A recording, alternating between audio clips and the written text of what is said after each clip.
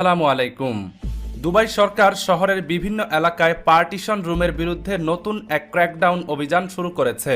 দুবাইয়ের পৌরসভা কর্তৃপক্ষ দুবাই পুলিশকে সাথে নিয়ে শহরের বেশ কিছু এলাকায় যেমন আল রিগা, আল মুরাক্কাবাত, আল বারসা, আল সাতোয়া এবং আল রাফা এলাকায় পার্টিশন রুম বা এক রুমে অনেক লোক বসবাস করছে এমন বাসাবাড়িতে তল্লাশি অভিযান শুরু করেছে।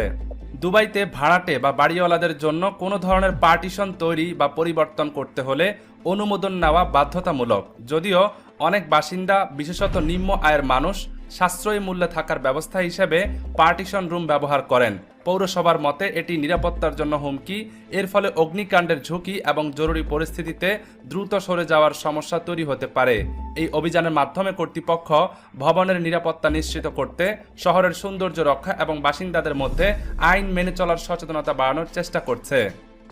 এদিকে ইরান ইসরায়েলের সংঘাতের প্রেক্ষিতে কাতার, সংযুক্ত আরব আমিরাত, কুয়েত ও বাহরাইন সাময়িকভাবে তাদের আকাশসীমা বন্ধ করে রাখে, যার ফলে প্রবাসী বাংলাদেশিরা বিপাকে পড়েন। এ কারণে মধ্যপ্রাচ্যের এই 4টি দেশের অন্তত 11টি ফ্লাইট বাতিল হয় বলে জানায় শাহজালাল বিমানবন্দর কর্তৃপক্ষ।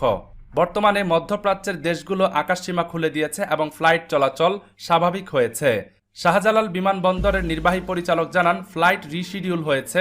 যাত্রীদেরকে নিজ নিজ এয়ারলাইন্সের অফিস বা হটলাইন নম্বরে যোগাযোগ করে তাদের ভ্রমণ সংক্রান্ত আপডেট তথ্য জেনে নেওয়ার জন্য অনুরোধ করা যাচ্ছে। এদিকে সংযুক্ত আরব আমিরাতের রাজধানী আবুধাবিতে হিট স্ট্রোকে মারা গেছেন প্রবাসী বাংলাদেশি মোহাম্মদ সোলাইমান। আবুধাবির আল মারিয়া আইল্যান্ডের একটি নির্মাণ সাইটে কর্মরত অবস্থায় অতিরিক্ত গরমে হিট স্ট্রোক হলে সোলাইমানকে ক্লিভল্যান্ড হাসপাতালে ভর্তি করা হয়। সেখানে সোমবার সকাল 8:30টার দিকে ফের স্ট্রোক করলে তার মৃত্যু হয়। তার মরদেহ এখন আবুধাবির সেন্ট্রাল মর্গে রাখা হয়েছে। দেশে পাঠানোর প্রয়োজনীয় আনুষ্ঠানিকতা করা হচ্ছে বলে প্রবাসী স্বজনরা জানান। প্রয়াত মোহাম্মদ সোলাইমান চট্টগ্রামের ফটিকছড়ি থানার রোসাংগিরি ইউনিয়নের ছেলে। দেশের বাড়িতে স্ত্রী, 2 মেয়ে ও 1 শিশুপুত্র রয়েছে। একমাত্র উপার্জনক্ষম